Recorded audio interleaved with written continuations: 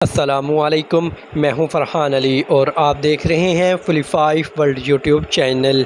Welcome to my video. तो friends, आज की वीडियो का जो टॉपिक है वो तो आपने थंबनेल पर देख ही लिया है। तो फ्रेंड्स, आज हम इस वीडियो में आपको ये बताएंगे कि हमारे डॉलन्स कंपनी के एयर कंडीशनर के इंडोर के डिस्प्ले पर बहुत ज़्यादा देखा जाने वाला कॉमन एरर कोड्स F1 जो एरर कोड है, ये हमारे डॉलन्स कंपनी के एयर कंडीशनर के इंडोर के डिस्प्ले पर किन पार्ट्स के मिस या ख़राब होने की सूरत में शो होता है। तो फ्रेंड्स, आज की ये वीडियो छोटी सी है लेकिन इंतहाई इंटरेस्टिंग होने वाली है। तो फ्रेंड्स, वीडियो को एंड तक वॉच करना और इसे कहीं से भी स्किप मत करना ताकि आपको इसकी सही से और अच्छे से समझ जो है वो आ सके। तो फ्रेंड्स, चलते हैं वीडियो की जानब और वीडियो को हम स्टार्ट कर लेते हैं बिना किसी टाइम वेस्ट किए। तो फ्रेंड्स, अगर आपके घर में या आपके ऑफिस में डॉलन्स कंपनी का एयर कंडीशनर लगा हुआ है और आपको इसके इंडोर की डिस्प्ले पर F1 का एरर देखने को मिला है,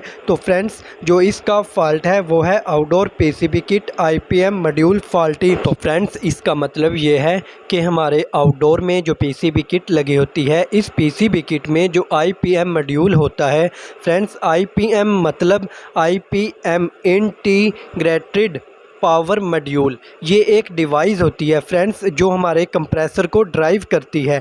अगर इसमें कोई प्रॉब्लम आ जाए तो इस सूरत में हमारा जो ग्री कंपनी का एयर कंडीशनर है तो ये F1 का एरर देने लग जाता है। तो फ्रेंड्स, ये जो ड्राइव है ये आप स्क्रीन पर देख भी रहे हैं।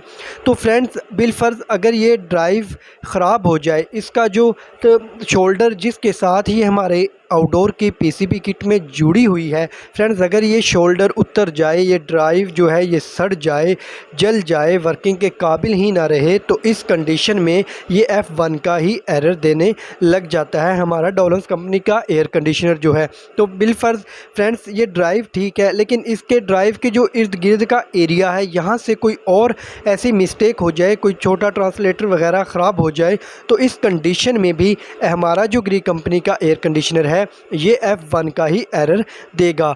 तो फ्रेंड्स, आपको इसके आउटडोर की पीसीबी किट में जो IPM लगा हुआ है, आपको इसे चेक करना होगा। फ्रेंड्स, ये हमारे कंप्रेसर को चलाता है, ये हमारे कंप्रेसर को ड्राइव करता है, यहाँ से हमारे कंप्रेसर को सप्लाई जो है वो जाती है।